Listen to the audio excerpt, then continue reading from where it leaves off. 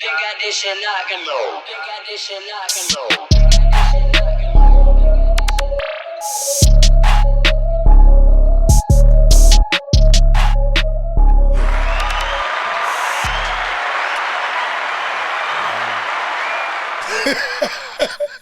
Good night, no sleepers, and welcome to the No Sleep Podcast, where we talk about music, movies, culture, and whatever the fuck we want to talk about at 12 a.m.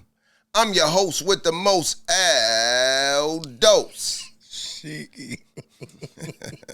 And welcome to our podcast. Hey, Shiki. Yes, sir. You already know how we like to start this out. Let everybody know what your whip work is.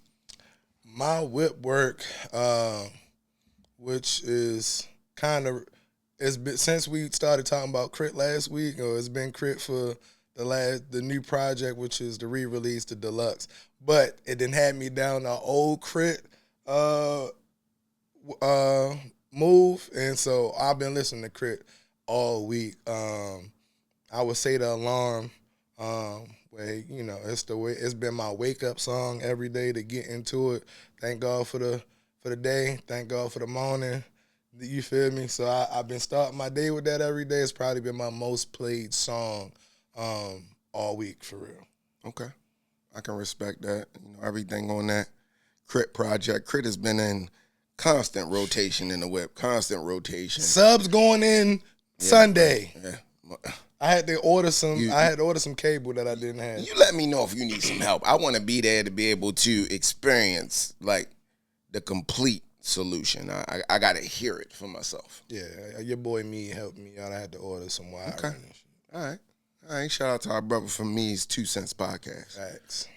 My whip work, I would say, I mean, it's normal. We already on this type of time, so you already. All right, that is. Make them pay. That free sample. I mean, all I knew was the free sample, bro. Like that. That's it for you? Iceman is here. Yes, that song alone, man, just so many bars, just back to the essence of hip hop, rapping, spitting, saying what's on your mind, talking your shit, being in your bag, being braggadocious, just, oh my God, man. Like just so many pockets and layers. I can't wait to talk yes, about man. that on Oh my God. New Music Monday. Me either. But yes, that was my song of the week. Iceman alone, the project alone has been my, just in rotation, album of the week. Consistently, everywhere, all around, can't turn it off. Yeah, Iceman. Yeah. Make them pay, most importantly. I'm gonna be honest, man, that free sample is probably one of my favorite samples of all time. I love when Freeway, when he spit on the free shit, that's probably one of my favorite songs. And when I heard Drake bring that shit in with a little bit of a different, I was in heaven. Hip-hop heaven. Hip-hop heaven. Hip-hop heaven. Hip-hop heaven. Free. Okay. Free. It's something about that. Something about that sample, yo. It just gets me going. Well, that Philadelphia Freeway album is one of the a greatest. classic. The crazy thing is I just found out that it's not platinum. How?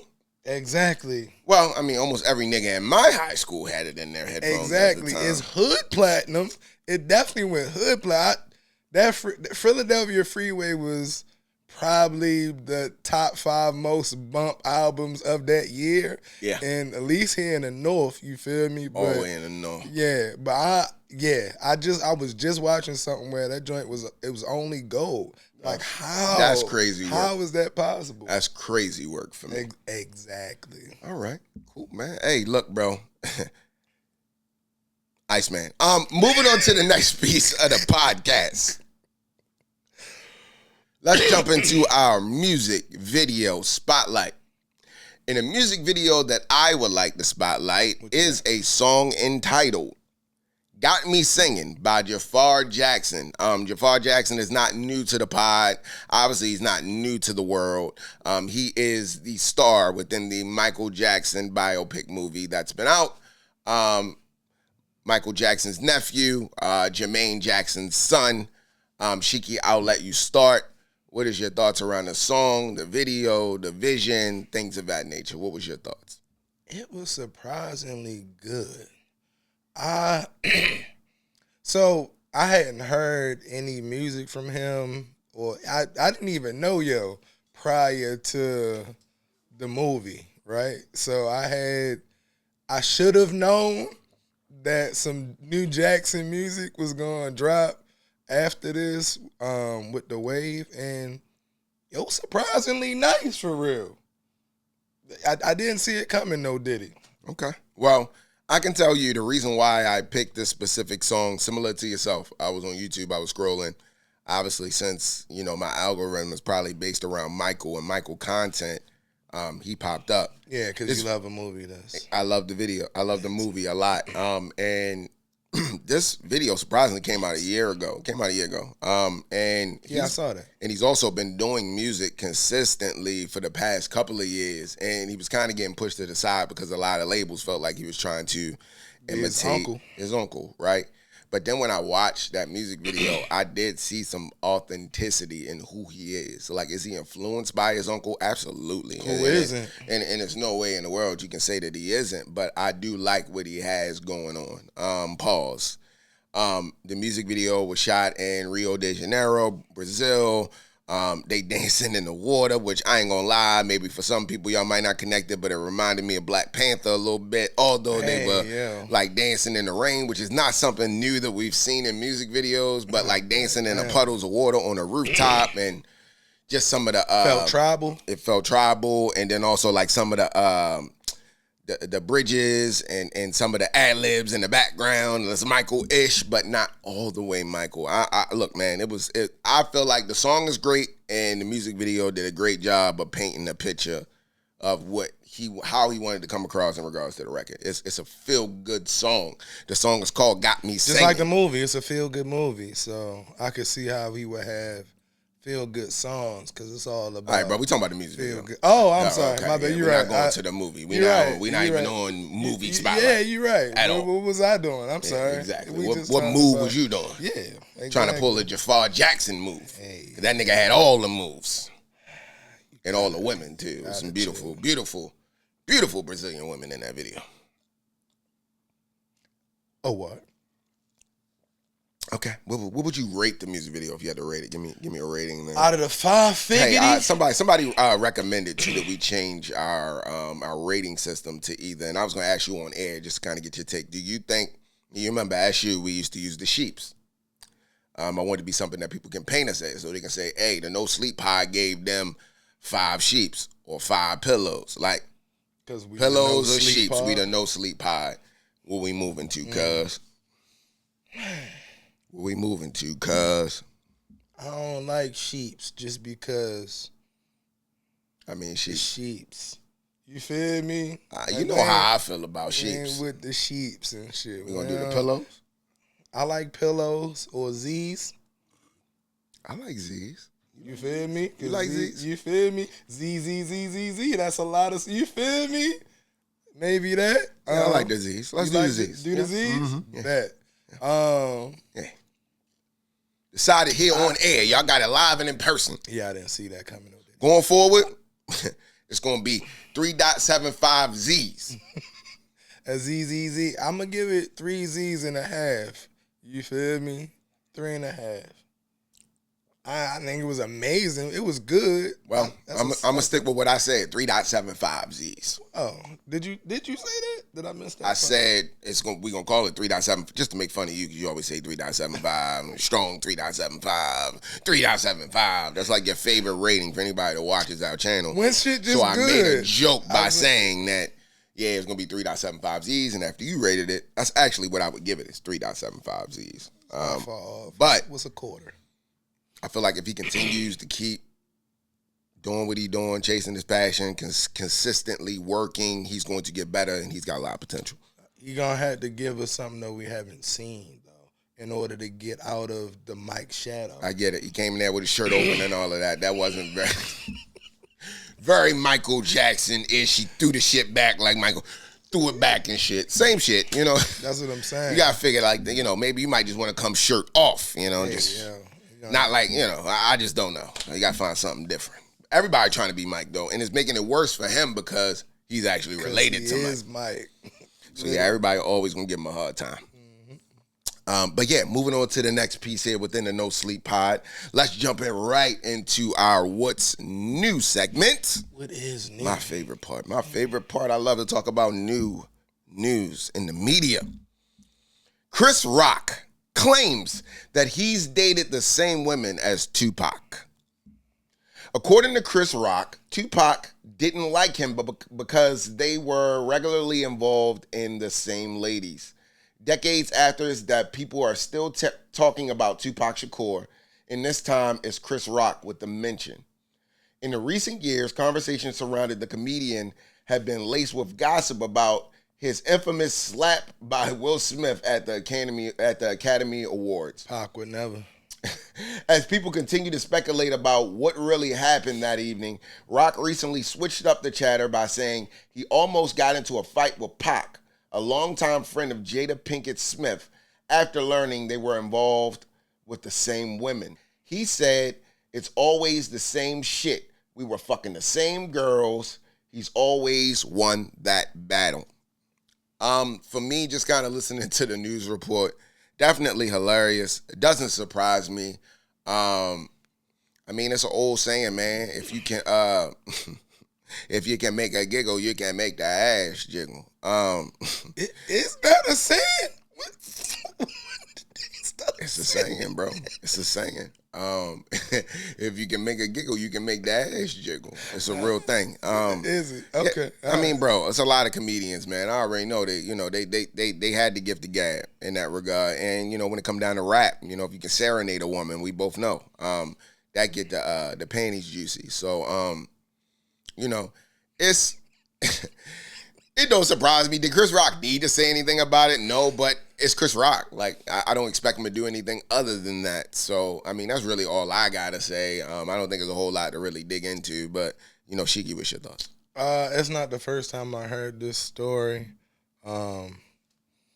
It's believable. I think they all, for some reason, and not for some reason, they be all entertainers and fuck each other and ball. Whoa, come on with the Diddy. I'm saying all entertainers, and athletes, fucking the same chicks out the same pool of women, and you always be wondering why. Like, why are y'all all passing around the same chicks? But it's also that, these women also the women that are searching out these dudes. So you figure they are the ones waiting in the lobby for the rappers and waiting backstage, and they in the hotels and at the parties and actively seeking out ballers. So that's how 9 times out of 10 they end up messing with the same chick. So, it's not far-fetched. Yeah. Corinne Steffens, Superhead. The whole industry. All industries. A real good example all of that. All industries. I know it's all industries, but, I should talk about that porno. Which one? Hers. The one she came out with. Well, she got a few. I know. She got the Mr. Marcus, and then the Revenge of Mr. Marcus when they ran it back. I don't really care to know. And then they had. I'm sorry. I don't really care to know. I thought you was a horny ass young nigga, like you said. I don't really you care. I'm sorry. I don't. My really bad. care. You was beating off to actual movies. Hear I was watching porn about the instrument that created the song. I just want to know about the song. Mr. Marcus, I don't care. Whoever the other nigga was, I don't care. I'm just saying. I just know why she was called Superhead. And at the end of the day, yeah, bro, like, it's a normal thing, bro. Bro, she was like, called Superhead because of Wayne. Bro, it don't, look, the mouth, pause. All right, bro, we don't need to get into the conversation. All I'm saying is, based off of her work, I understand why she was given. Her work. Based off her work, I understand why she was given the title she was given. That's it. And, I'm sure for the rest of my no sleepers here on the pod, y'all will agree that y'all wanted to see what that work was like. And, it's just one of them type of things, man. We was young and horny during the time period, and the videos was awesome. And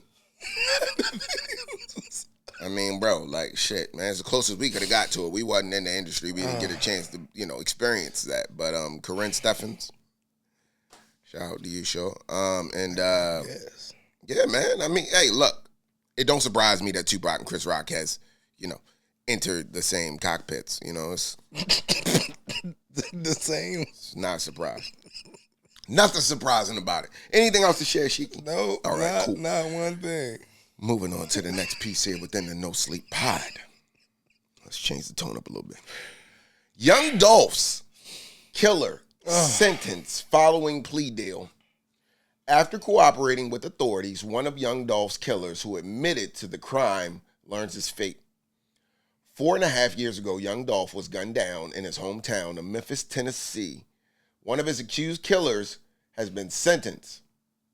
It was in November 2021 that Dolph visited Makita's homemade butter cookies, an eatery he was known to frequent. While there, two men seen in a white vehicle approaching the store before firing off several rounds at the rapper. It was later stated by officials that Young Dolph had 22 gunshot wounds, including to his forehead and body. Cornelius Smith, Justin Johnson, and Hernandez Govan, that their name be known, were arrested in connection with the crime. Smith was initially charged with first-degree murder, has agreed to a plea deal. He was reportedly accepted a lesser charge of second-degree murder after he had confessed to gunning down Dolph.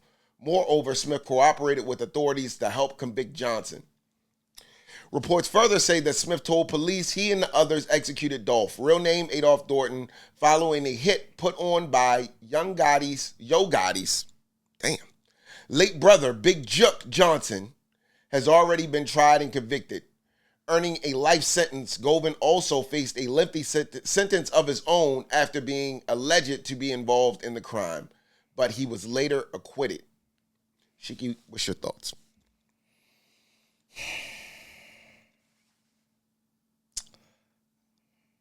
I don't be a fan of plea deals.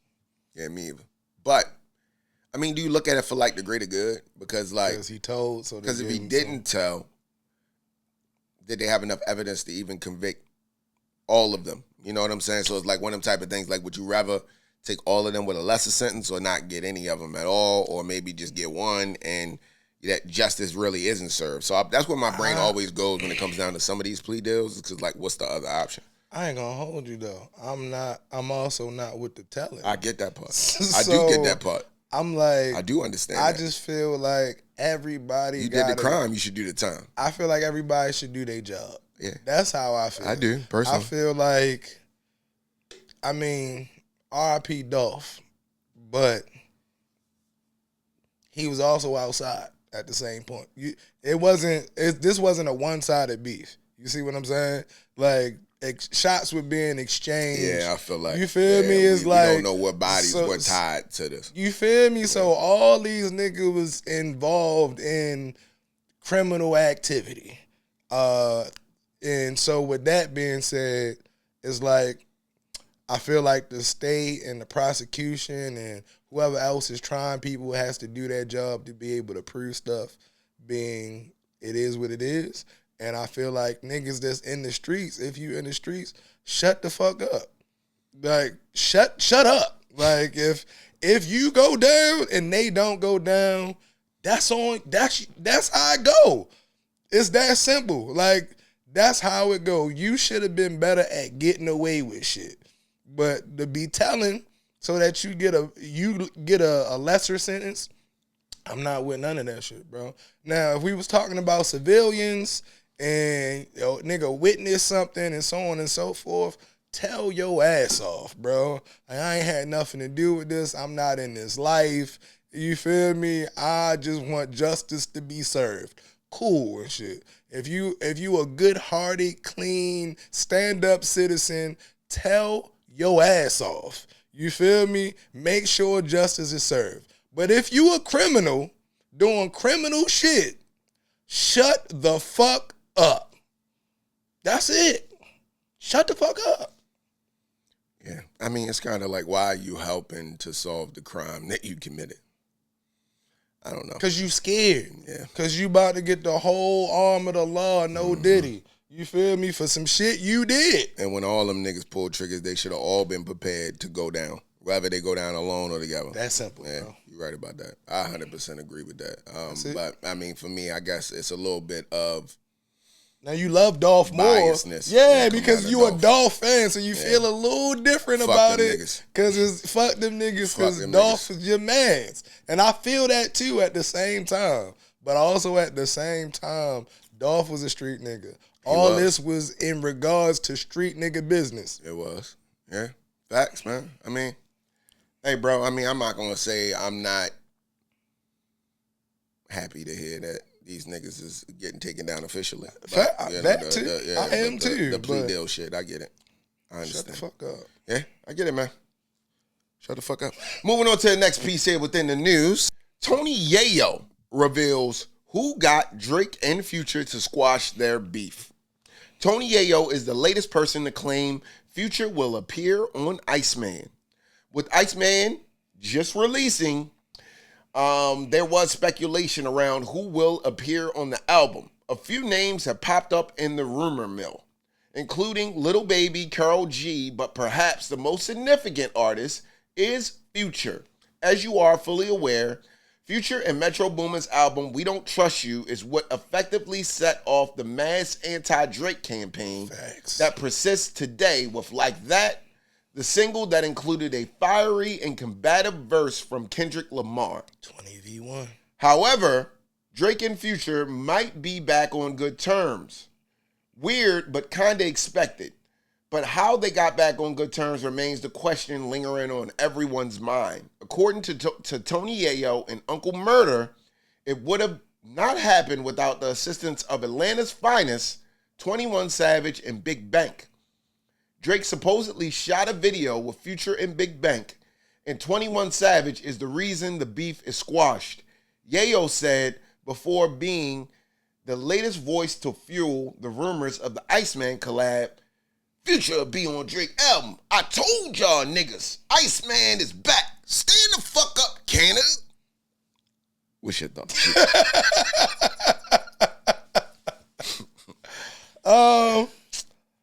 I always knew they was gonna situate their situation. It was over a chick for real, so it wasn't as Stupid shit. Yeah, it wasn't as big of a problem as Kendrick and Future. Really, all the 19 of the 20v1. You mean Kendrick and Drake? Yeah, Kendrick and Drake. Yeah. But all the other 19 of the 20v1, I can see. Yo, dumb. 19 of the 20v1, bro. I'm just saying, it definitely was wouldn't go 20v. that far, Everybody but I jumped got on the hate Drake train. But I feel like the majority of those, to be completely honest, I feel like the Drake shit, and Kendrick might be repairable. It's just gonna be Jay-Z Nas. Like, it might take 15 years. Them getting older. You feel Yeah. me? It might take 15 years I don't know, before bro. it happens. You think With it might this not? new era we live in, I don't think it's You going to take think that never? long. Nah. But anywho, They both making too much money to really hate each other. There's no reason why y'all should hate each other. I knew Stupid. I knew the Future, like, they was really, that's really his man. Yeah, I know. Like, Them you niggas- feel them me? niggas locked in, bro. Albums together, featured on And every that album album. together is probably one of the best albums to ever bless. Come on now. Yeah, bro. So, what a time to be alive, Yes. right? You feel me? So, I Fucking- just, it was, I knew those, Work hard, bro. I knew that one was probably going to be the first one to be mended. Either him, I think him, them two, and Cole. I feel like those two are the ones that end up being mended. I thought Cole before We'll Future. save that for New Music Monday. Well, no.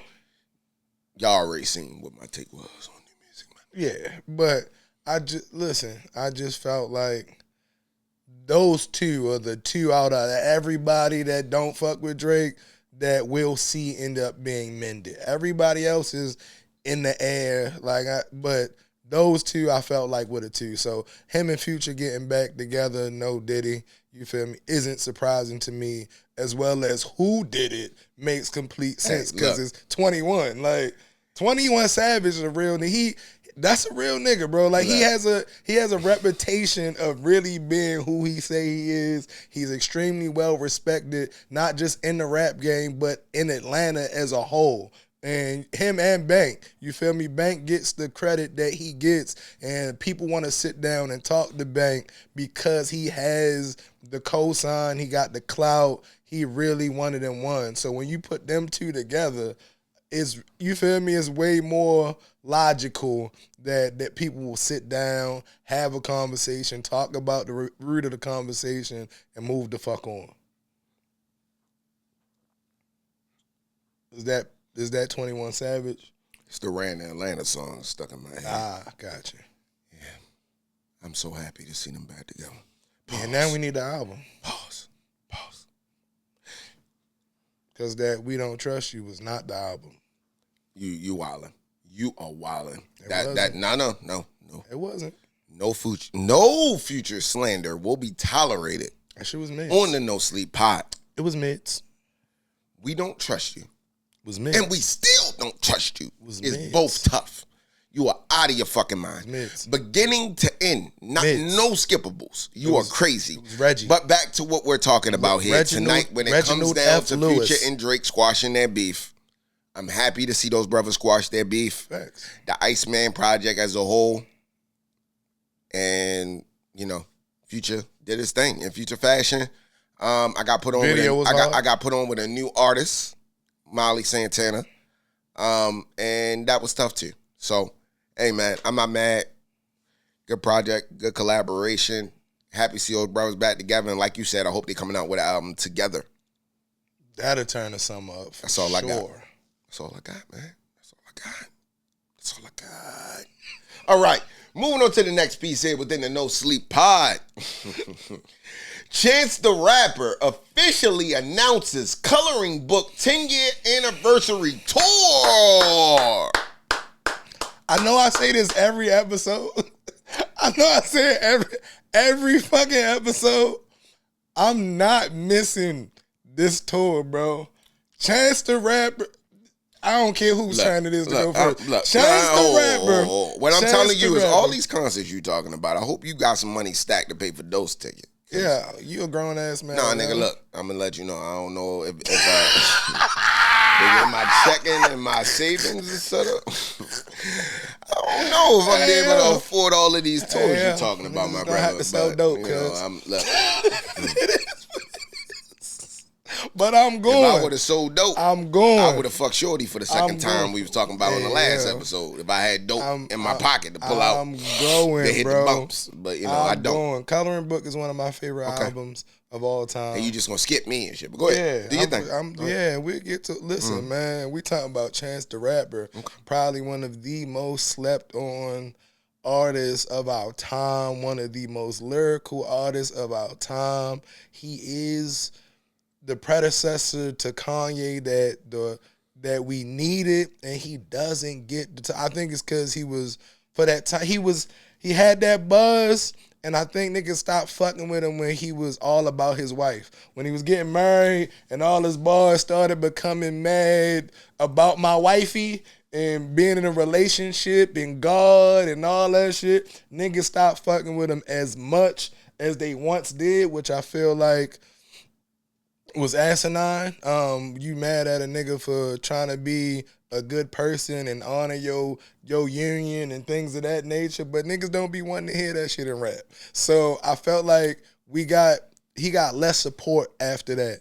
But bro, just man, it's rare. I can't say I've ever heard a bad Chance the Rapper verse. Now, they might not have all been the greatest bar, you feel me? But I don't think I've ever heard a bad one. You feel me? Okay. I don't think I've ever heard of the boy nice, bro. The boy is ridiculously nice. So I am thoroughly looking forward, bro. We have to have asses in seats, bro. We have to. I will agree. I am 100% excited about the tour. The Coloring Book project is fire. Acid Rap, one of my favorites. Come on. Damn, nigga. I'm sorry, my bad. It's good rap music. Look, I'm a fan of Chance, but when you started going down the whole rabbit hole of like people not liking his music because he was married and all, that had nothing to do with it. All right, tell me why. You I think personally niggas stop feel fucking like with once you get in a specific position, your situation changes, but it's your job to continue to keep your content interesting. I don't give a fuck if you married and you got think he 20 was kids. less interesting? He always can rap. Rap has never been the problem. It's about the beat choice, the song selection, the subject matter. Like, there has been some songs of Chance. Bro. Look, listen, no songs of Chance will I say is terrible. I've never heard, like you said, listen, I've never heard a whack song by Chance, but I have heard some mins. And that's where it goes, right? So I think he fizzled out a bit. And then obviously after all the time he was this family man, this father, but then you catch him in Jamaica. He was separated. And no, listen, no, stop. The way the media, no, listen, the way the media, I understand it all. Me and you are abreast and we pay attention, right? But the way the media painted him made it look like he was an unfaithful husband. He wasn't doing what he's supposed to be doing. And now as well as his carnival. And now he's single. I know. No, we all know the carnival culture. It's different. You can be a married man, ring right on your left hand and be down there whining with the best of them. And your wife doing the same shit. Same thing. Because that's what it is. But people don't understand that, and that's the way the media works. But like I said, again, that's what helped. That's what made him fizzle off, to be honest. But he's still somebody I respect, somebody that worked hard, and I definitely want to go see this tour. So, yes, I'm excited about it. And, yeah, we can get them tickets. You just going to have to help. Half, maybe. I don't know. We're going to figure it out something. We're going to do a fundraiser. Let's jump on live on TikTok and gather some funds to take Shiki and Dos. Drop the cash to the Chance the Rapper. Drop the cash. We need a cash app right here. Fund me. Hey, as always, like, comment, and send some money to the motherfucking No Sleep Pod Cash App down here in the motherfucking corner. I'm going to put it in the corner for real. I'm going to create the Cash App tonight. Send some money. Send some money. Send some motherfucking money. Send us to all these fucking concerts. Yeah, because look, we're going to come back. We're going to give y'all a review. We're going to review vlogs. The fuck out this bitch. It's definitely vlogs. I'll make a whole episode, and at the end, me and Shiki will shout out every nigga name that gave us money. Look. Right. We got to start streaming, bro. Oh, fuck yeah. Oh, no. Matter of fact, this is what we will do. We're going to make this live right now. The top donator will be the first guest here on the No Sleep Pod. Hey, yo. I don't know if I like that. Let me make sure I say this again. I don't like weird niggas, yo. What is this a weird nigga? Our highest donation. Don't listen to this nigga, yo. To send us to a concert. Because we are creating a fund now. We're going to start a fund in the campaign to send us at all of these concerts so we can be there first, so we can be in the front row, so we can be there to give y'all the news and information that you're looking for, and you will be the first guest on the No Sleep Pod. But you can't be weird. The disclaimer is you can't be weird. We have to like you as a person. I don't care what this nigga say. He knows me very well. Again, I wouldn't even be doing this podcast if it wasn't for this nigga. He knows I don't like people. I don't. Do I like people? Keep it real. Do I like people, Dos? Potato chips. Exactly. So, with that being said, potato chips. I don't just be liking people, especially not sitting on my couch. So you gotta not be a weirdo. That's the disclaimer. But everything else he said, I'm with that shit. I'm with it. Hey, look, at the end of the day, this 50-50. Y'all niggas donate. I'm gonna bring you on there. I don't give a fuck how weird you are. You might just have to sit over here in the corner, but you gonna be on this bitch. I wrap your mic around the corner. We put separate camera on you and then make a little spot, a little silo, or we can do it virtual. We got all the technology out this bitch. We can connect it together. I'll put your little Zoom, little info video and shit. I'm not mad at that's in a there good too. idea. Put your picture right there. Look, cover up pocket and shit. Put your face right there. Good idea. It don't matter.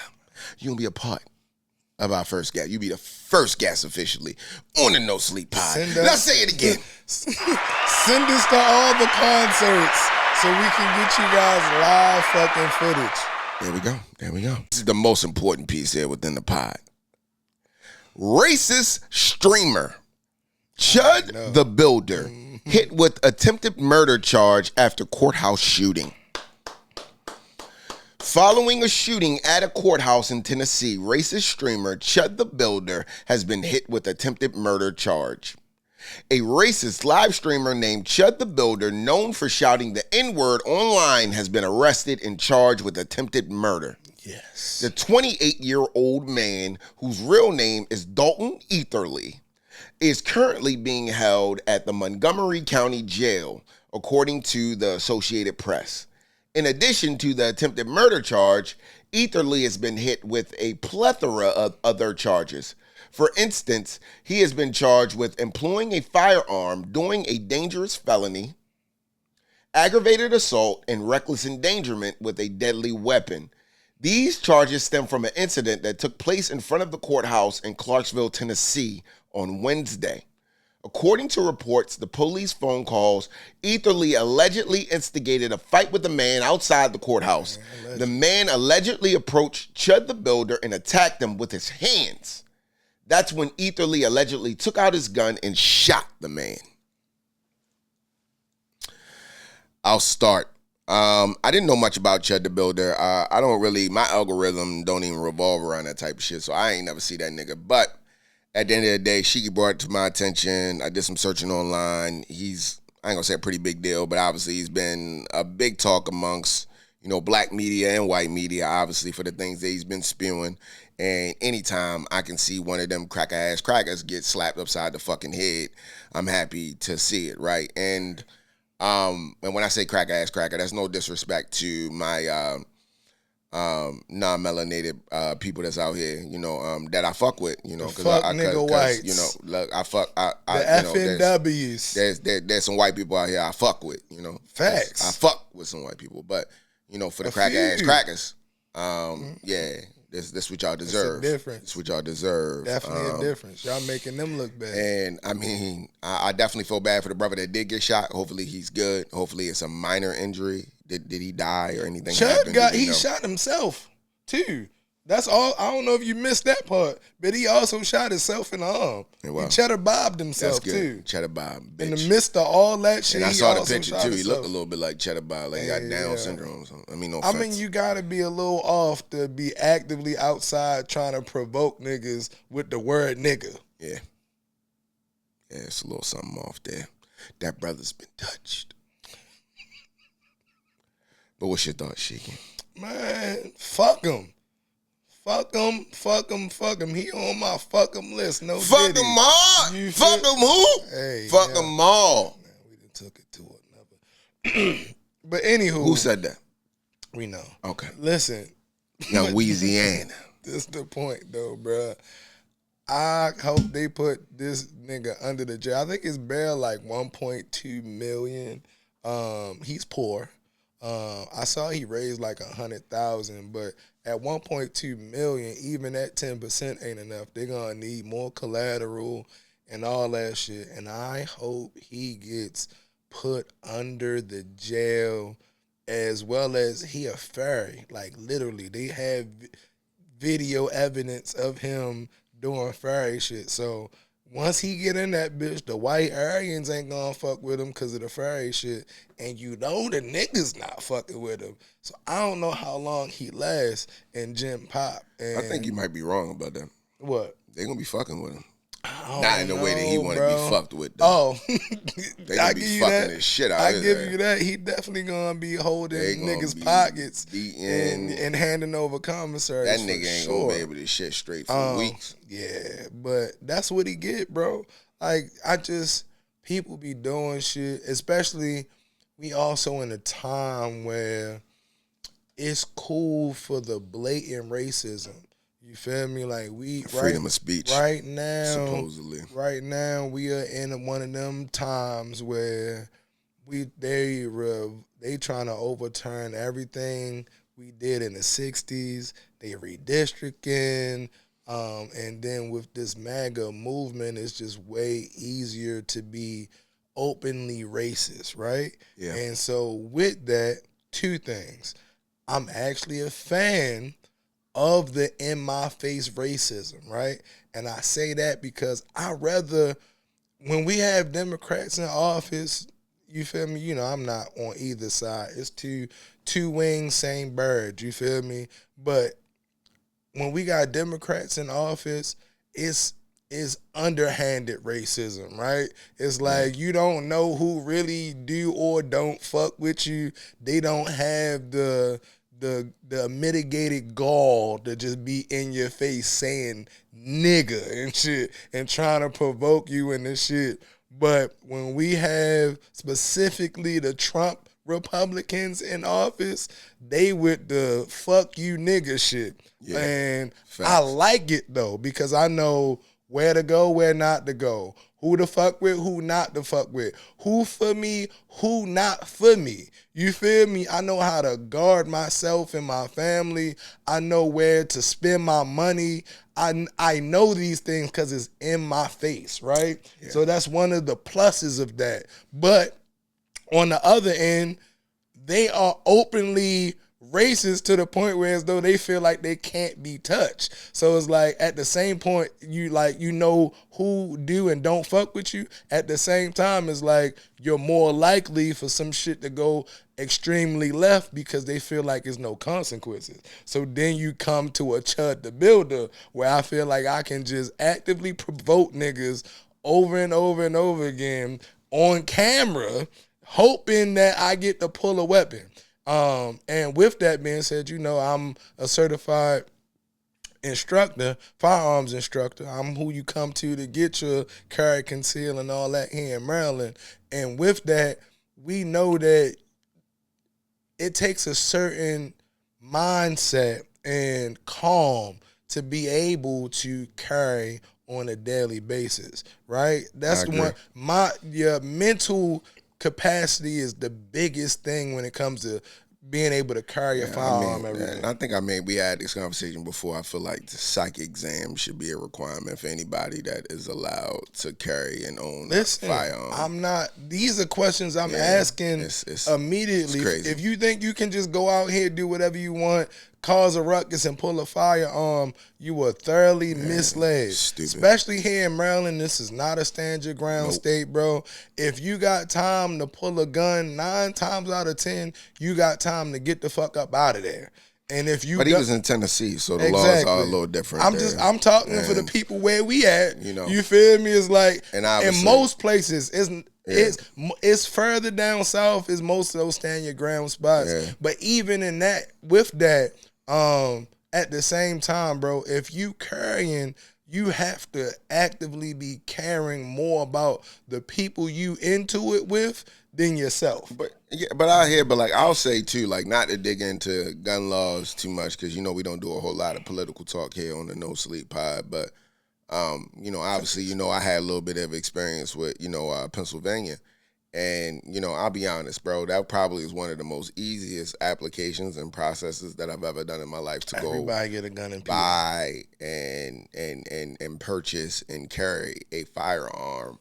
I love PA for that reason. Openly, right? And, you know, even with my son now who's, you know, turning 17, like on his birthday, I've already came to the conclusion that's where we going. Well, you know, I got the girl her first rifle at 16 for a birthday. Yeah, I know you did. And I mean, you know, look, bro, we beat to the same drum, pause, you know, so like I've already been on that brain now with my son. I'm like, yo, like when he get 18, that might be his graduation present is a fucking pistol. Like, it should be. Because, you know, not to say it this way, but all his little homeboys out there, bro, they got it.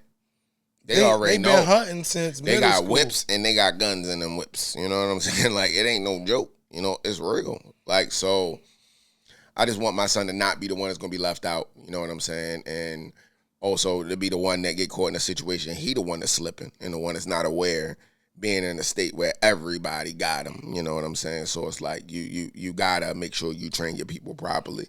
And just like the example with this case, man, you run into a fucking, you know, Chud the Builder and you ain't ready or you ain't got your shit. You know what I'm saying? You end up in a situation. It could be the end of you. Yeah. But at the same time, though, it's also why Southern hospitality is a thing. Mm-hmm. Everybody got the strap. Granny got the strap. Yep.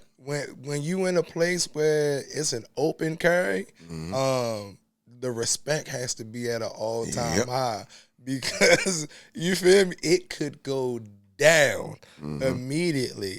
It forces you Turn to be into the polite. Wild Wild West out there, bitch. Exactly. You got to be polite in these places. But as far as Chud, bro, he got exactly what he was asking for, and I hope he go under the jail, and I hope they have they fucking way with it, bro. Like to be you feel me? To be actively provoking. Tear his asshole to shreds. Hey, yo. Shit. What? I said what the fuck I meant. Shit. Tear his asshole to shreds, nigga. Beat the lining out that bitch. Not the lining, God. Tear all of the walls off that bitch. All right, so what's next, nigga? For real. Fuck that nigga. Moving on to the next piece Literally, here. Within the pod. Oh, man. We're moving on to our Sleep or Nah segment. My favorite part of the pod. One of my other favorite parts of the pod. Oh, You ready, Shiki? Nah, I'm You prepared. got your shit together. My shit is together. All right. I hope Chud the Builder don't have his shit together and they tear all this shit apart. House Party is a better movie than Class Act. I'm sleep. You sleep or no? I'm sleep. Okay. I'm sleep. So Real. I already knew when we had this conversation where you were going to be with it, right? And I actually went back, I dug through the crates, and I watched Class Act again because that was something that was a little cloudy for me. House Party, a tad bit slept I'll on, if I would never say. forget. Right. Never forget. And I know why you picked Class Act, right? Why? Tell me why. Based off what I saw and why I probably would have picked it if it wasn't for, and I'm about to layer it all together. Okay. So Class Act, from an acting perspective, I liked it more, right? I do feel like it was better acting in the movie. I do feel like the story itself, like where, you know, the nerd and the cool guy trade places, but then they end up realizing that them in these places were actually who they should, like they didn't need to be somebody else to be They could cool. have been You know themselves. what I'm saying? They could have been themselves and fit into these places. Like for him to be nerdy and then be able to be fit in with the cool people, get the baddest girl, he could have did that the whole time. And then the same thing with the cool guy that was smart. They got in with the smart girl just based off his personality. He had it in him the whole time. They all had it in them the whole time. So I love it. Pause. So the story all along, I like that, right? House Party is just a little bit more, I would say, relatable for me, going out with your homeboys, having fun, getting dressed, getting fly. I didn't have a nerdy issue. I ain't trying to say it that way, but that wasn't my thing. And then, you know, like just the whole, like the music aspect, Martin, fucking Tisha Campbell. I mean, the cast. For me, it honestly was the dancing and just all of the other things. And I know Class Act had a bit of it in there. One of the most iconic Yes, dance it was one of the scenes most iconic dance time. scenes. It's just for me, it's kind of like the whole conversation we had about Boys in the Hood and Minister Society. I'm not going to sit up here and say that Boys in the Hood wasn't a better written film and it wasn't a better film, all of that, yes, but it related to me more. So I'm just relating to the underdog. Well, House Party ain't the underdog in this case. I'm the one House the Party underdog. is the one that's up top. But House Party will forever be nostalgic for me and my favorite out of the two, but Class Act, definitely, I got to catch up and watch it again. And I do love that movie as well. A lot of classic lines. It would, be wrong of me to not mention it. When I was rapping, I was part of the group called The In Crowd. We put out a project called Cool and Fly, and we took a whole lot of excerpts from Class Act that we put within that mixtape. So, yeah, man, it was a good movie for me, but House Party's my favorite. So, Class Act. First off, I think for me it might be Class Act also because I was a little, not too much older, but I had to go back and watch House Party as many times as I did.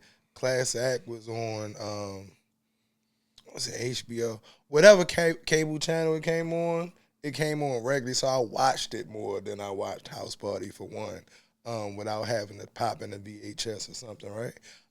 But for two, I think it was the movie itself.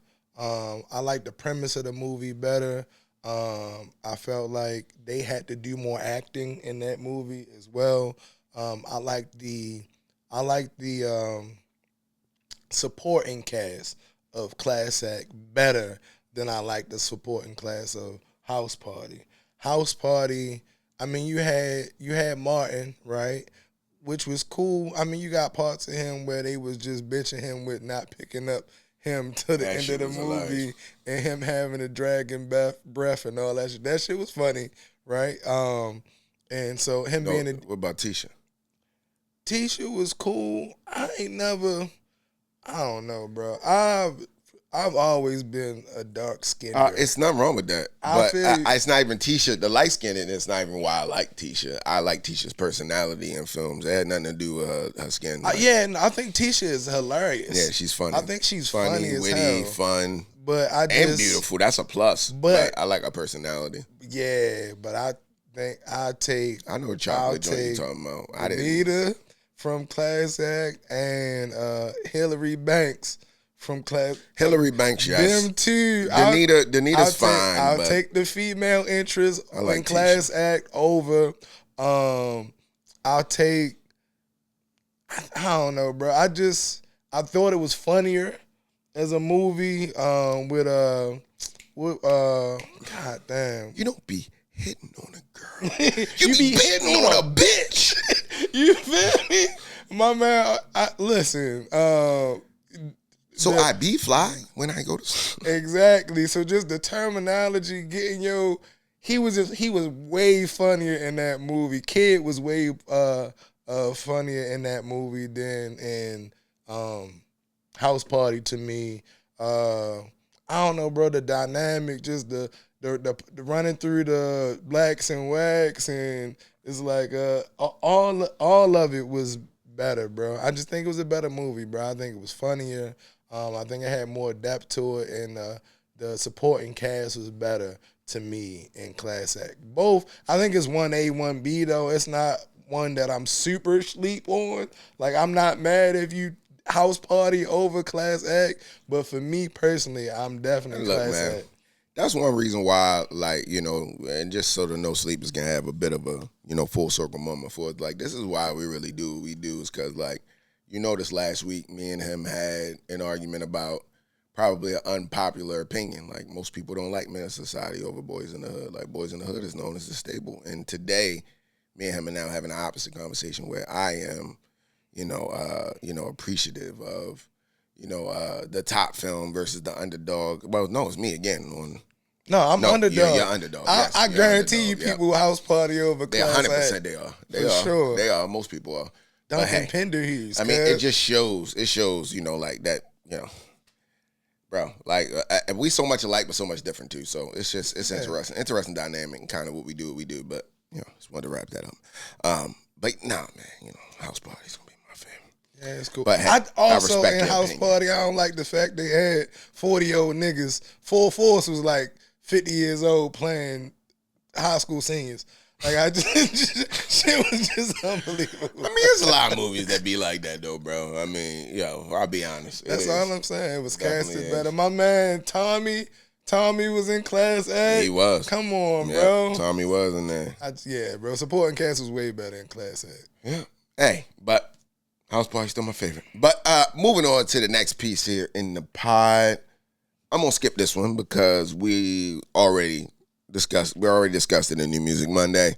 The next one I'll jump to. Jill Scott is more wifey material than Erykah Badu. I'm going to let you start. You sleeping though?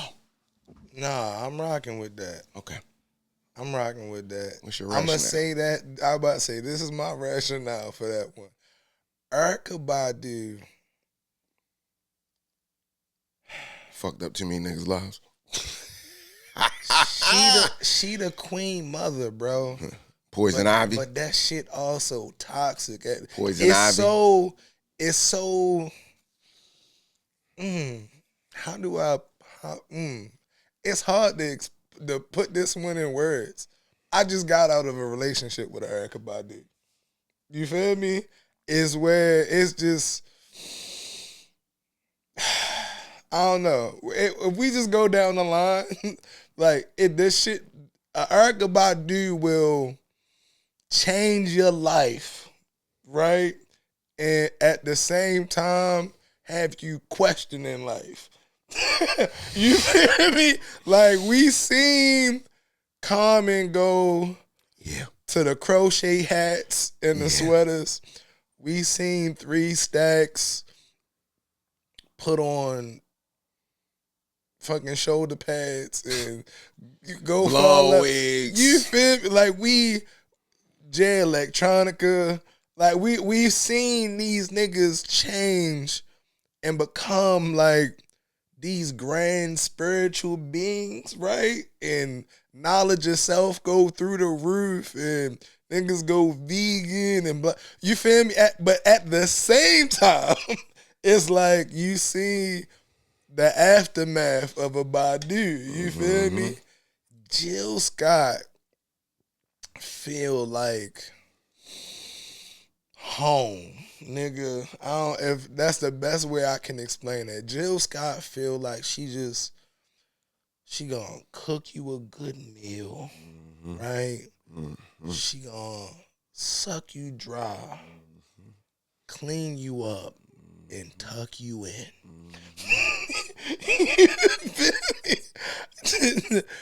Mama Jill feel like she just gonna take the best care of you, bro. Yep. Like, she just gonna, she like Allstate, bro. It just feel like you in good hands, my nigga.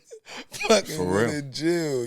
I can honestly see myself walking down the steps and she got a cup of coffee and my favorite pastry waiting on my desk as I'm ready to start my day. That's what I'm saying, bro. She gonna motivate. They both gonna motivate you to be a better you.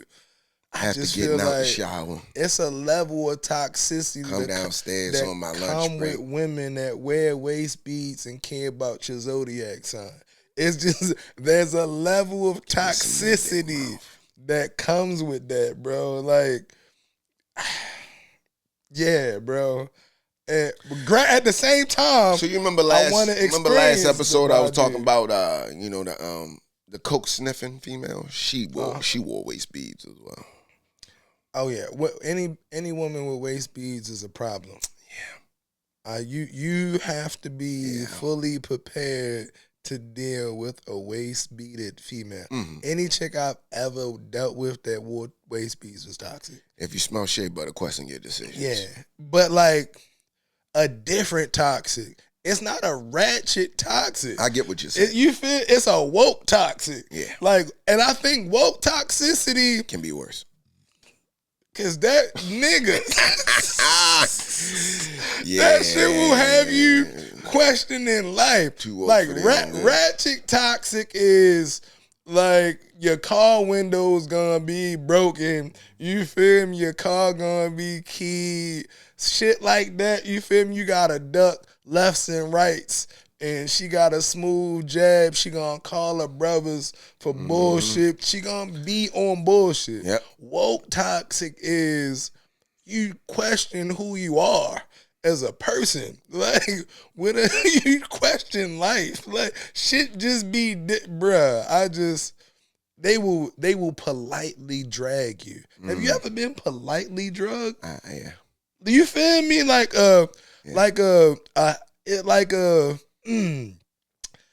It feel like it almost feel like it's good for you until you. I get what you're saying when you first said you start to question life. I understand bro. that. Yes. Yeah, the woke toxicity is 10 times worse. Not for the weak. But you got, man, listen, you can't misstep at all. Okay. So we picking Jill Scott. I'm Jill all day. Cool. As you guys have heard by Shiki's long tangent. I'm sorry. Look, he prefers Jill Scott. If you guys didn't pick that out of everything he said, nigga got me. He prefers Jilly from Philly. All right. Got me recanting traumas over here. Moving on to the next piece here within the No Sleep Pod. Sleep or Nah. Living Single is a better sitcom than Girlfriends. Are you sleep or nah? Nah, I ain't sleep on that at all. Girlfriends was made for the girlfriends. Living Single was made for everybody. Yes. But if you think about the nostalgic theme song, it literally makes it seem like it's all about sisterhood. But if you actually watch the show, because when I talk to some men about it, they be like, "You used to watch that show?" I'm like, "Yeah, nigga. Did you ever watch it?" No. Well, then you wouldn't know. First off, we had regular TV and when Living Single. Like you have a choice to watch Living Single. Girlfriends, don't get me wrong. I didn't feel bad watching Girlfriends because I felt like a creep. Like I was attracted to all of the women, so I used to watch it because I just wanted to fuck the shit out of all of them. The women? On Girlfriends? Yeah. Yeah, I wanted to fuck the dog shit out of all of them. Okay. Personally. Okay. I mean, I had my favorites. If we want to talk about favorites. Who was your favorite? I like the light-skinned waist bead wearing chick. I'm not gonna lie. I know you didn't. I already know you didn't.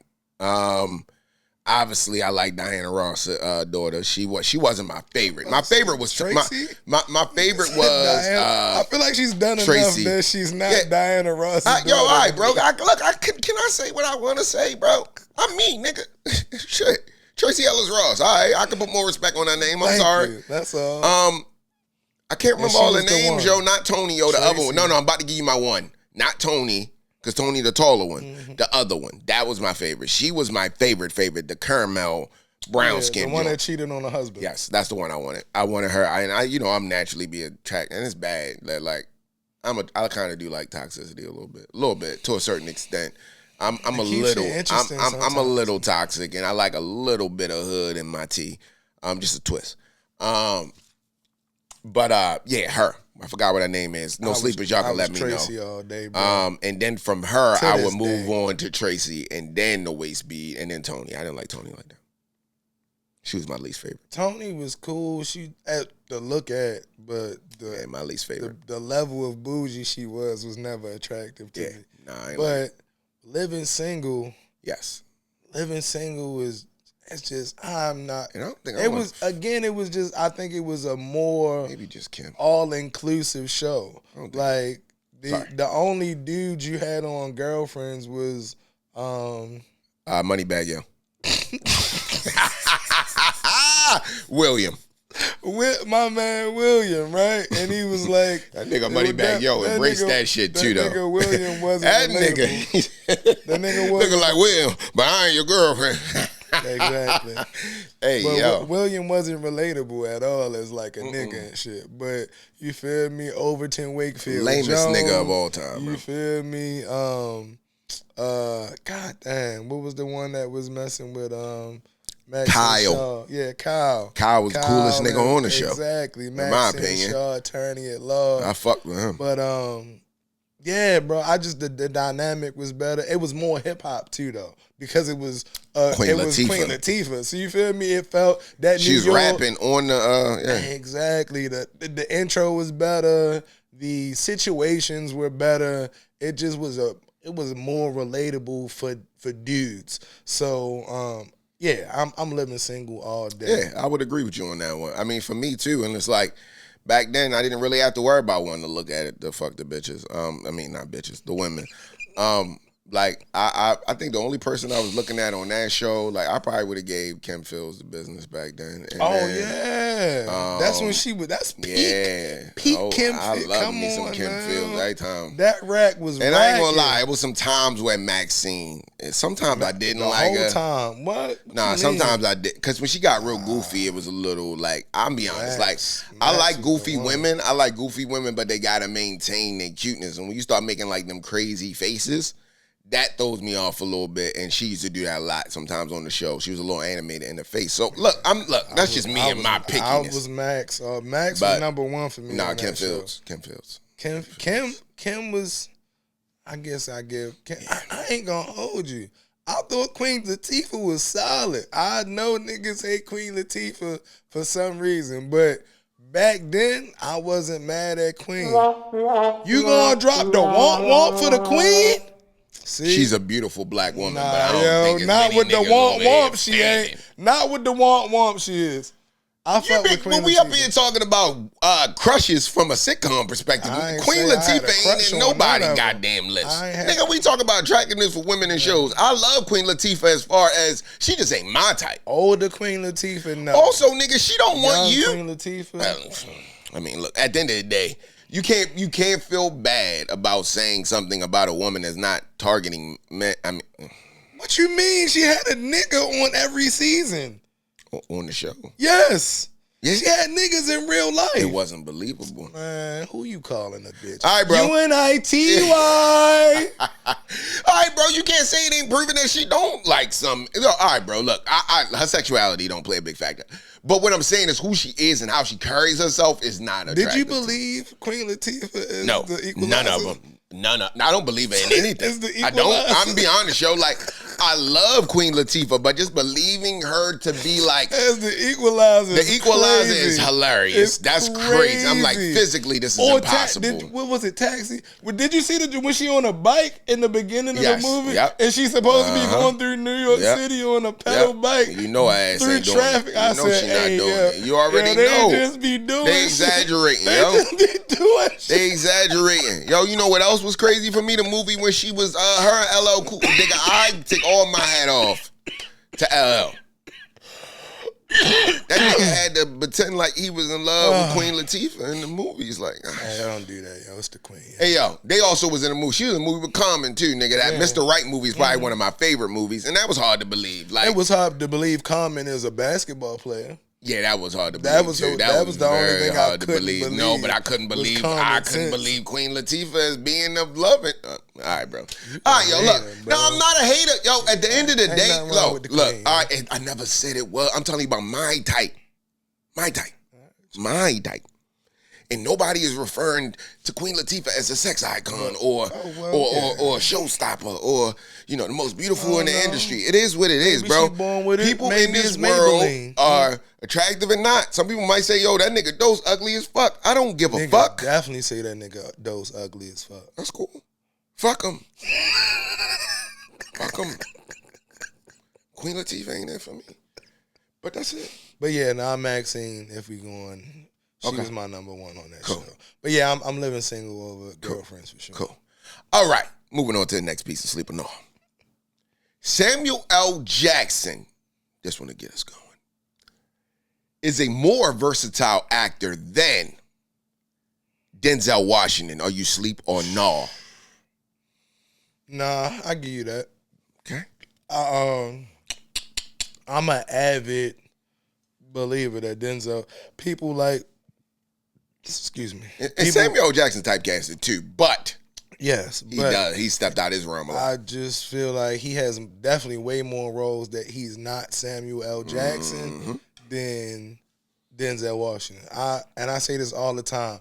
Everybody got Denzel and Will Smith And they top as bag. they 1 and Yep. 2 as It don't black make sense to actors me. of all the It time. don't, bro. And them two niggas, you just like them. Like they play themselves in almost, I'm gonna say every movie, but almost every movie that they're in is just themselves playing or whatever. Yep. It's Denzel playing the killer. Denzel playing the CI agent. The Denzel playing security guard. Malcolm X. Denzel playing Malcolm X.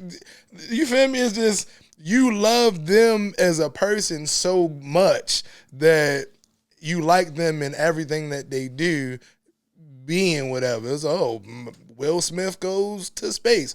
Will Smith's superhero. Will Smith is, you feel me? It's just like, well, I just The last nigga on earth. that you feel me? with a German Shepherd dog. That's all I'm saying. So it's like, yes, they're amazing actors, the toppest of tier, but I feel like they also are just some of the most liked people of all time. So I want to see them do shit. Blues Brothers, Black Snake Moan, the Marvel movies he been in. Like, yo, this nigga Samuel, he was a crackhead. I mean, but he also was a crackhead. Yeah, I mean, I wasn't know he was a acting. crackhead. I know, I do wasn't know acting. that. But no, nigga, he's played a lot of different He parts. has. That's all But I'm again, saying. in that same realm, though, he has. He was in fucking Star Wars. He has a bit of that. He definitely was Big Mace Windu. But he has a bit of that.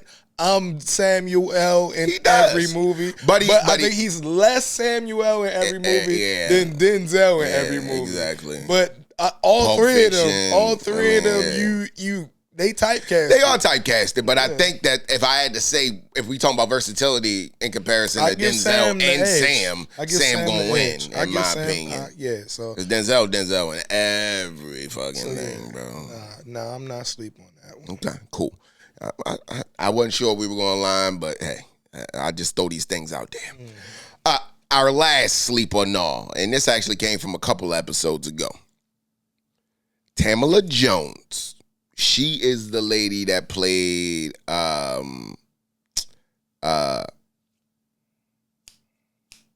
Tay Diggs' character in the Wood Paul's girlfriend house. They went over there, got rinsed off with the sprinklers. We couldn't remember her name. Yes. Gotcha. His name is Roland. Roland's love interest or ex. Was my 90s crush over Terry J. Vaughn, who is Levita from Steve Harvey. Are you sleep or nah? Nah, I'm sleep. I'm Levita Alizé Jenkins all day, my boy. I ain't gonna hold you. I'm big Lovita, cuz. So listen, it's funny you say that. Go ahead.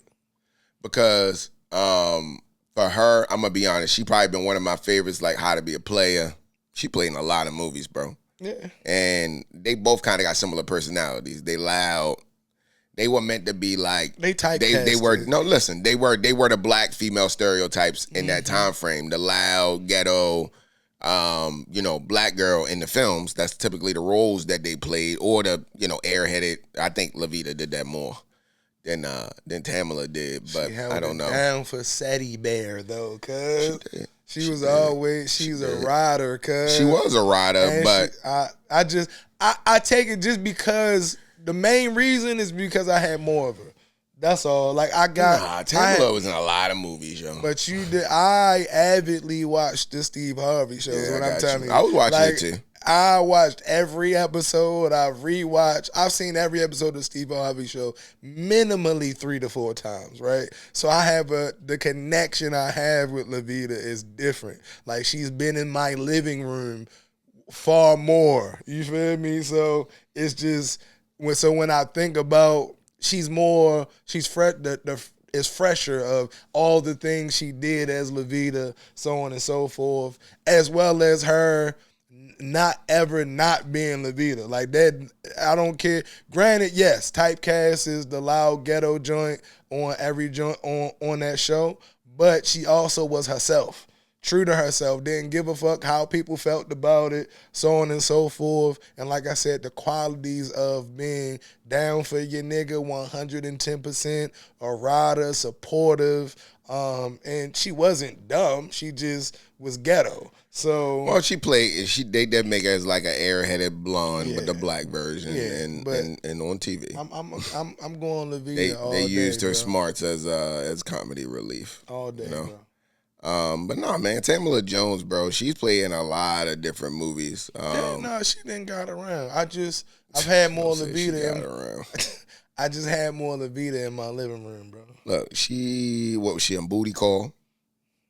Didn't she play Jada like best friend Nikki, right? She was in Blue Street. Next Friday, she was Baby D. She was the one that I know. I'm trying to think of Booty Call. She was in Booty Call. I think she was her character was Nikki. I believe. Wasn't she Jada's best friend, I believe? When they went on a double date, she was the one that was messing with Tommy Davidson. She was Tommy Davidson's love interest. It was a double date, remember? I gotta see. Jamie Foxx got paired with Jada. With Vivica. In Booty Call? We talking about Woo. My bad. That's Booty Call. You right. Yeah. It was a double date with Vivica and Tamala. Yes. Exactly. Yep. Tommy Davidson character was Tamala. All right. I had Woo mixed up. Good Lord, bro. Woo and Booty Call were very similar. For that time period. But yeah, Jada Pinkett has been the villain in every movie she's in. All right, bro. We ain't got. We will say that for another episode. But no, she's been in a lot of movies, bro. A lot of movies. But I say all that to say she's one of my favorites. But difference of opinion. Both of them were very beautiful though. So hey, it is what it is. Alizé Jenkins. Cool. That's the end of our Sleep or No segment. Hopefully you guys enjoyed this segment. If there's any recommendations, something you guys want to throw out there that you want us to talk about, definitely share that in the comment section. And as always, like, comment, and subscribe to the No Sleep Pod page. Yes, sir. Moving on to the next piece here, nostalgia moments. And a nostalgia moment that I would like to talk about is film-based, and it is based around a film entitled Berry Gordy's The Last Dragon. The Last Dragon? Fuck you know about The Last Dragon. You got to go. The Last Dragon, sometimes listed as Berry Gordy's The Last Dragon, in 1985 American music martial arts film directed by Michael Schultz, written by Louis Vanosta, and produced by Robert Hitzig for Berry Gordy. The film stars Timac, Vanity, Julius Carey, Christopher Morney. I did say Vanity. No, that was reminiscing. Keisha Knight Pullum and Faith Prince. Choreography created by Lester Wilson and Lawrence Luritz. The Last Dragon was released in theaters by TriStar Pictures on March 22nd, 1985. The film was a financial success despite a mixed reception by critics and is considered a cult classic, especially in urban black cinema. Shiki, I will let you start. I already knew how you were going to feel about this film. And I don't know if we've had a lot of conversations about this film, but it's definitely one of my favorites, especially when it comes down to blaxploitation films. Bro, I mean, it's my go-to film. I don't even know you can consider this blaxploitation. It's during that time. It definitely 100% was during that time. And it gave you that feel a lot in the film. So, blaxploitation movies specifically are black movies that play into stereotypes about black. So normally a blaxploitation movie has a pimp in it. It has some type of black, like, superhero type regular nigga though, like that does some type of kung fu and carry a gun. It's in that realm of thing. It got to do with the drug game and all that type of movie. I mean, it's a different topic, but no, it's on topic. That's why I always bring these things up for our conversations to go where they go. There's no filter. But the Last Dragon, I'm gonna let you say what you want to say, but I'm gonna give you my take on blaxploitation. I mean, we could Google what the definition. No, I get what you're saying, but it don't give me a blaxploitation feel. This feels like a hood kung fu movie. Like that's different than blaxploitation. But if we talking about, I really want to ask you a real question. So the Wiz, would you consider that movie a blaxploitation film? No, I would consider that as the Black Wizard of Oz. So for me, I look at blaxploitation as a time where we have now had the doors open for us, and now we want to try any and everything. And now let me finish my pieces. I'll let you speak patiently, right? So you're missing exploitation. No, I get it. I know what the term means, and I understand the history behind all of it. But when I look at like just the film industry in general, right? Like now, if someone was to redo a film in a black version, it wouldn't be perceived as that because this is now the standard for the world. We're diverse people, but during the time frame when these movies came out, we were used to seeing nothing but white people being depicted on the television. So for me, I look at it from a standpoint of like now we the rabbit with the gun. So now that we the rabbit with the gun, we want to now be able to do films the way we want to do them. So we take a cult classic like The Wizard of Oz and turn it into The Wiz. We take something like Bruce Lee and now we're calling it Bruce Leroy and Show Nuff. You got to understand what I'm saying. So when I talk about black sport, all right, I hear you. And again, we don't have to agree on this, but for a white person, it's blaxploitation. I get it. From a black culture, we're not going to call it that. And I know you want to be educated, politically correct, but for me, I'm always going to look at this as, like, right now, we don't have a desire to go create a black Bruce Leroy. Like, it's just not, they might redo that film because it's a cult classic, but it's not a big of a flex for us to now create a black karate. It wasn't as big as it was back then for us, bro. Like, to see a Bruce Leroy with electricity coming from his hands and being the superpower movie, is though. It's a what I'm telling you, the only point that I'm making is you're missing the exploitation. That's what makes it's a black exploitation movie. Black exploitation. That there's no exploitation in The Wiz. There's no exploitation in Bruce Leroy.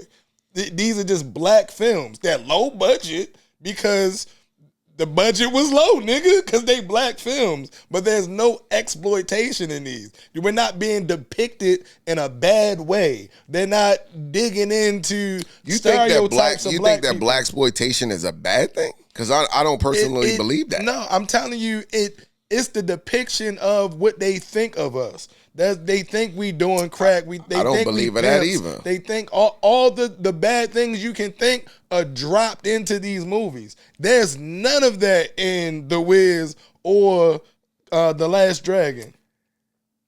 Blaxploitation is a subgenre, action movie derived from exploitation film genre in the 1960s, flourished through the early 1970s, and it says that it was during the civil rights movement. Black power had nothing to do with white people. It's not how they portray us. It's how we made the films.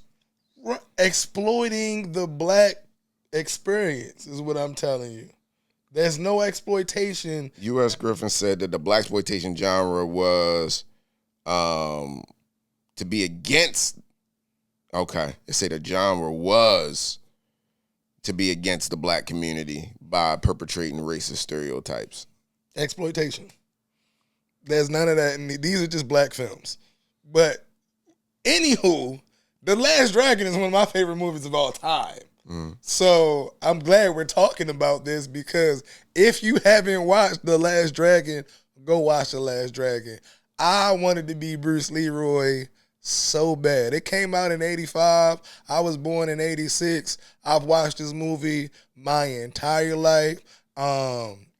It has one of my favorite soundtracks of any movie of all time, of course, because it's a Barry Gordy movie.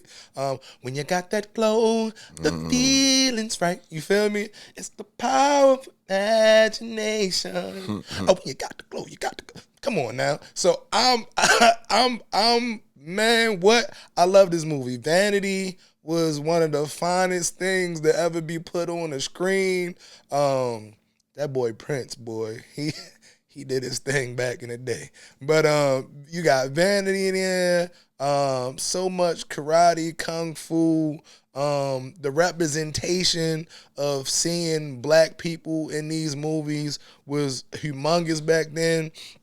In the 80s and 70s, kung fu movies were the thing. You get the Wu-Tang out of these type of movies, and it wasn't weird to see somebody walking around in the full garb and the gi and the hats and the slides and all of it, especially in New York. Like you said, from Cosby Show, a few Cosby Show characters were in here. Cockroach was in that joint. Keisha Knight Pullum was in that joint. She was maybe 5 or 6 years old in that movie. Bruce Leroy, Show Nuff. Show Nuff is probably one of my favorite villains of all time. It was just so theatrical. The movie theater scene where everybody just started fighting, where he jumped on the radio and smashed it and sparked everything off. It just, man, I love that movie. Yeah, great movie. Like no other movie. It's in my top 10 movies of all time, and I know it's not critically acclaimed and none of that, but I've watched that movie 5 million times and shit. Definitely a great movie. I enjoyed every moment of it. I love karate movies, so just to see that, and then also see people that look like us be able to pull off some of them stunts and moves is pretty dope. I love so many quotables in that movie. Can you show me your moves?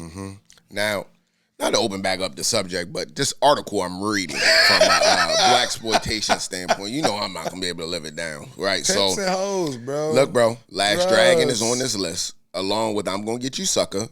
I'm gonna get you sucker is a parody. Action Jackson, right? I mean, bro, but it's a parody of black exploitation movies.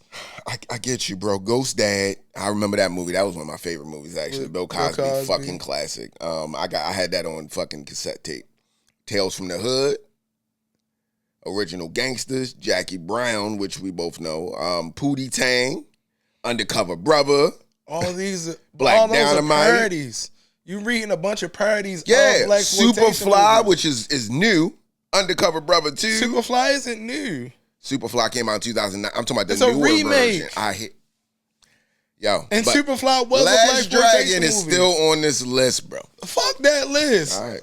Okay, cool. You told me I could look it up, but then I mean, Yeah, look, I'm you just also trying gotta to go there check with you. your references as well. All right, bro. But what I'm telling you It is had the black majority exploitation type things in the movie, bro. The majority of those movies Show enough. were parodies of black exploitation movies. Show enough, bro. That's black exploitation. Show enough. He was the baddest mofo low down around this time. And that's all right. I hear you. Look, I get it. And a lot of people it's an open conversation, but we don't gotta go that deep. It ain't that deep. That's not the basis of it. I'm just saying that it's a low budget black kung fu movie, bro, and it had never been done before.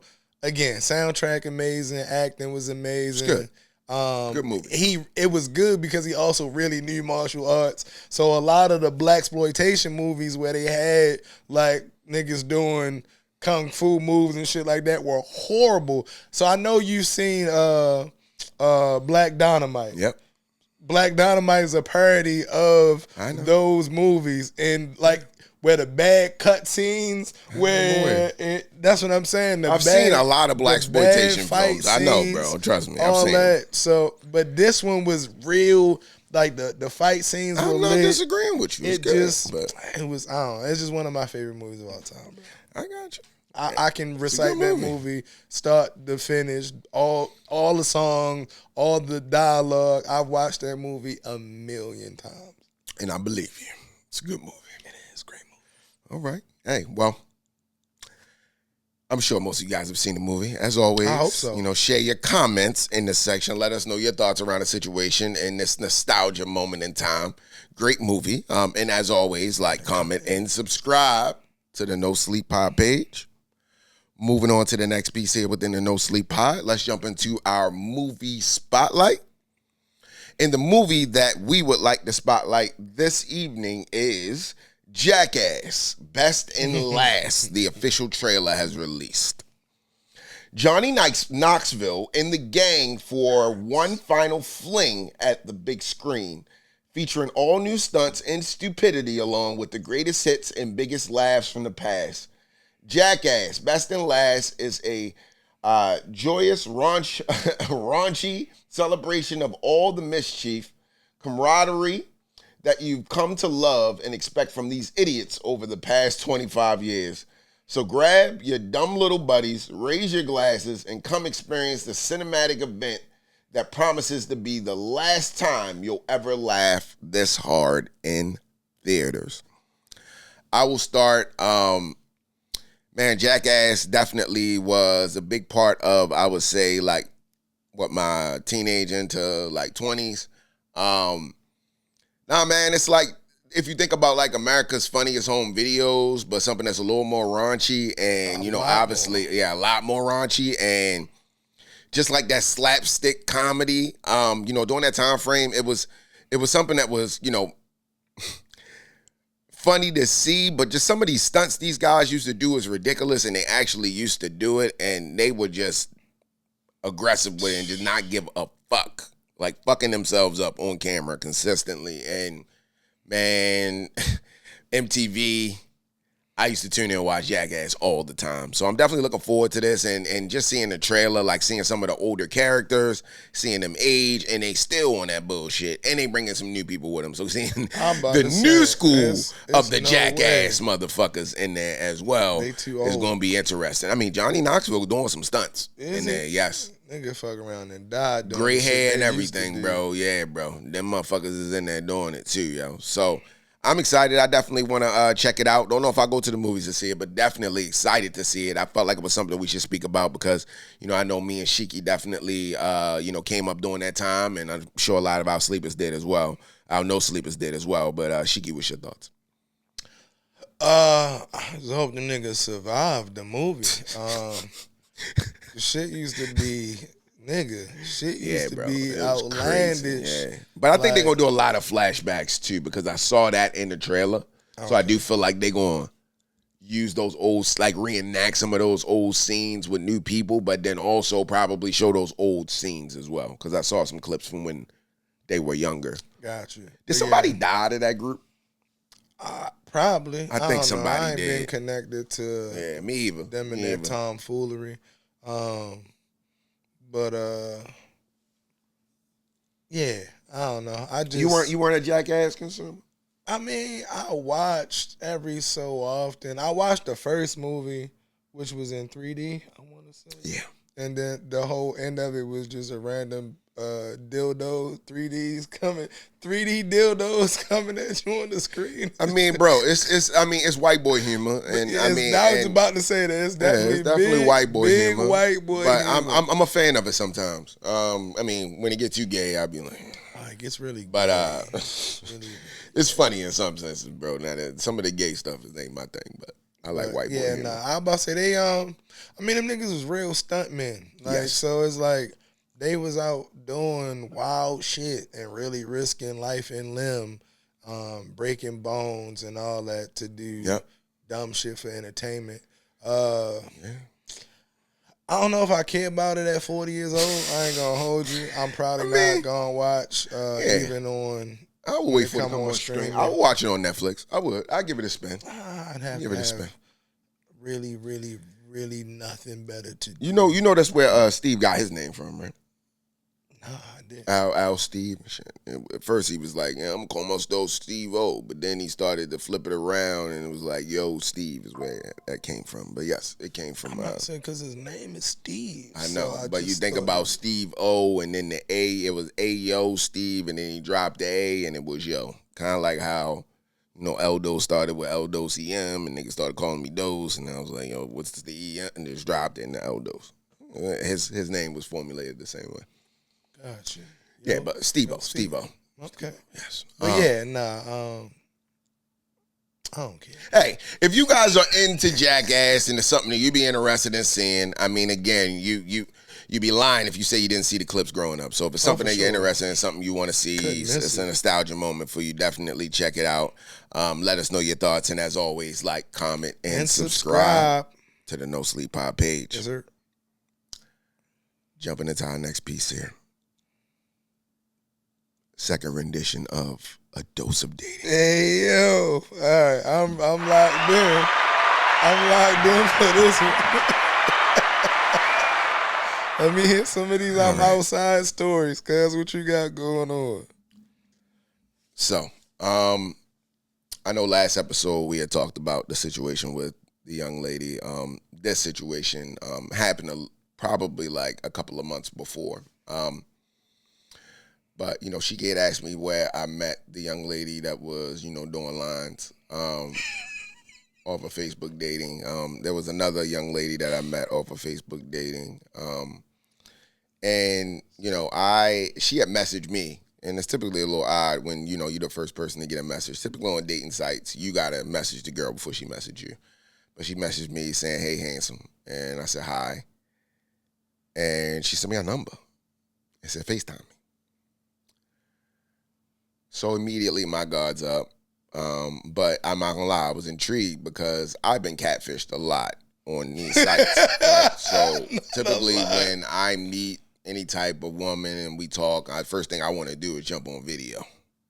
Because I want to make sure that who I'm talking to is who I'm talking to. We got too much technology to not do that. Mm-hmm. So when she sent me that, I didn't see it as a red flag. It was kind of a green flag. I was like, all right, cool, let's jump on FaceTime and see what it is. I'm that spontaneous.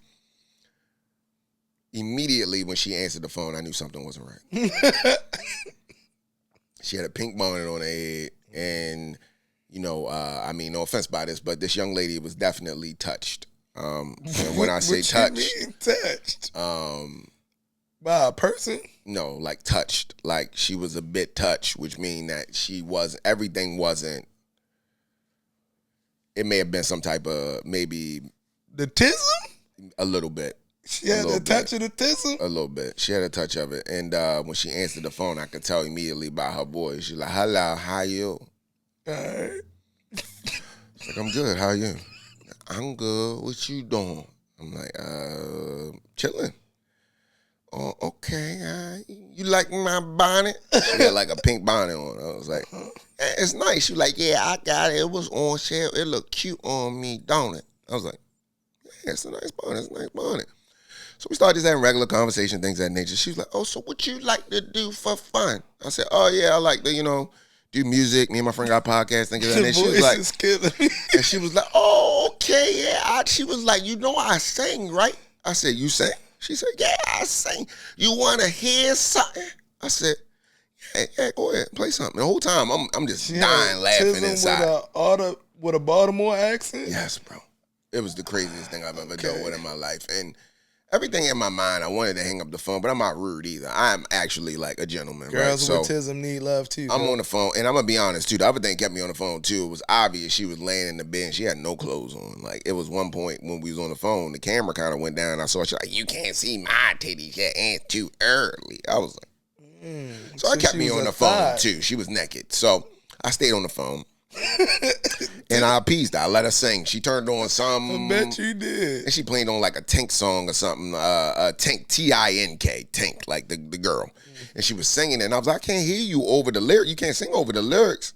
She's like, I'm nervous. I said, don't be nervous. Just turn away from the camera. So she turned away from the camera and started singing. And surprisingly, it was actually pretty decent. It was decent. It wasn't bad. So I was like, oh, okay, that's pretty good. That's pretty good. She said, oh, okay. She was like, you trying to go get some drinks?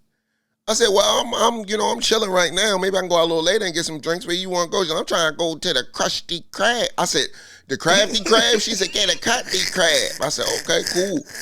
She's like, or you can come over here and lay with me and cuddle in the bed. Oh, she throwing that ass, cuz. Right. Yeah. And while we was on the phone, you know how like a girl put like their finger in their mouth like trying to be sexy? Mm-hmm. I literally watched this girl. She put one finger in her mouth, and she switched to another finger, and she switched to another finger, okay. and she switched to another finger, and eventually had a thumb. And at first I thought it was like a joke or something, but then she started winking at me, and she doing one of them type of winks. And I said, everything okay? She was like, yeah, I'm winking at you. That's when I had to get off the phone. Because I wasn't sure if it was a joke or if it was a real thing. So,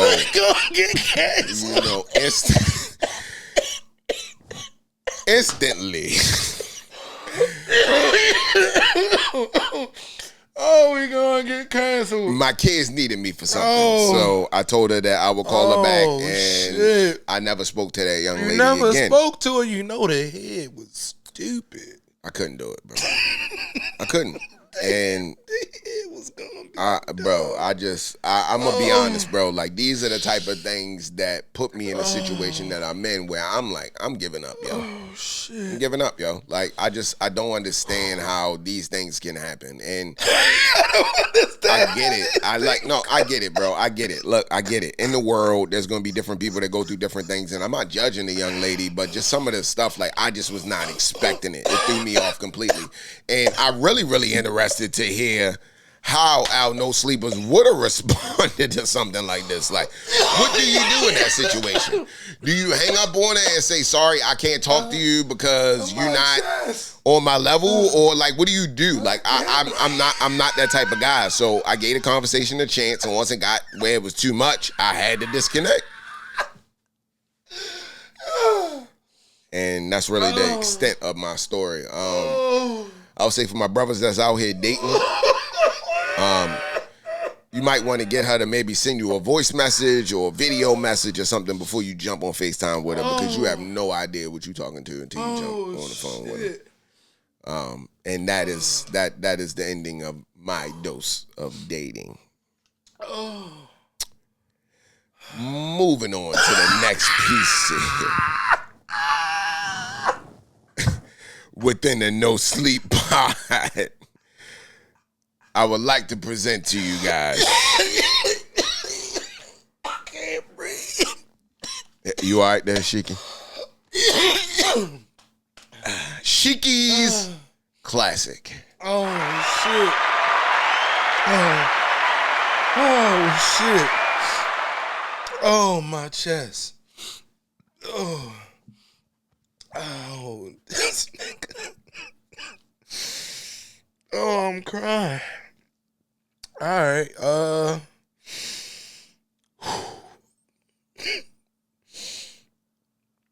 Oh shit. Okay.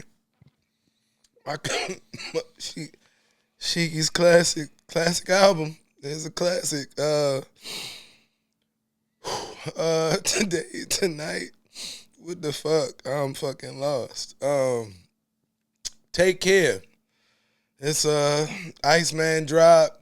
It's been a Drake weekend, Drake week. We're gonna take it to the classics. My favorite is between, but Take Care and If you're reading this, it's too late. It's my favorite.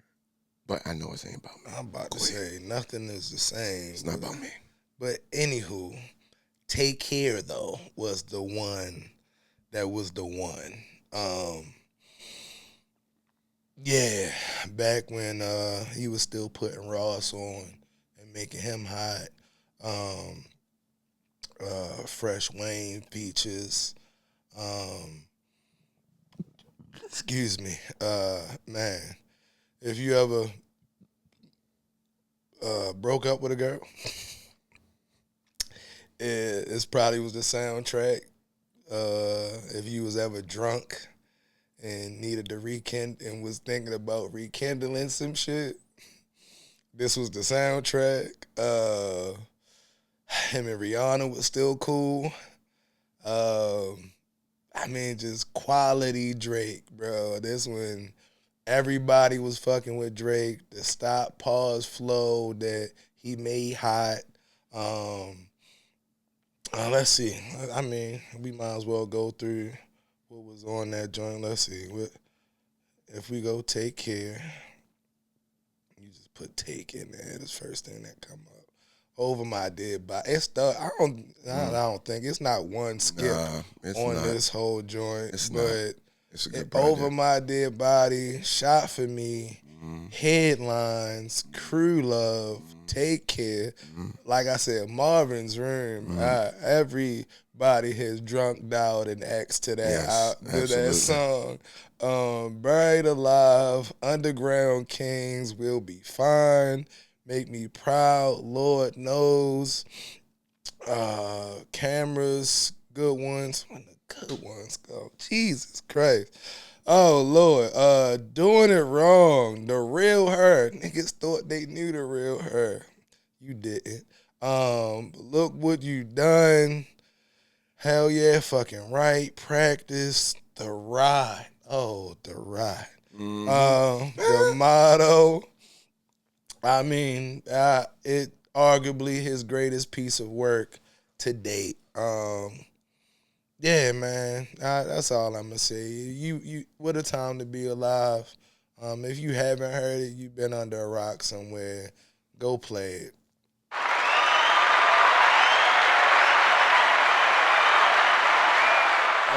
I'm still tripping over the Tizzle, nigga. What? I'm sharing real life experiences and you laughing at my pain. Yeah, it's hilarious. Maybe just stay off Facebook dating. That's we gotta go outside and touch Earth. We gotta we gonna go females outside. Don't in worry real about life, it, man. yo. But you know, for me, it's like this is like my. If you really trying to find love, just like if you really trying to get shred, right? People say do some workout, do some workouts at home. Put your shots up. Facebook dating is my workout at home. I'm still working in the streets still. So, hey, it is what it is. But at the end of the day, thank you, Shiki, for blessing us with the classic of the night, which it is a classic. Shout out to Iceman. No Sleepers. Thank you for joining us tonight. Facts. And as always, like, comment, and subscribe to the No Sleep Pod page. And hopefully we not canceled after this. We will not be canceled. And peace and love to everybody. We appreciate the support. Go get that No Sleep merch. Yes, sir. Peace. They got this shit knocking low. They got this shit knocking low. They got this shit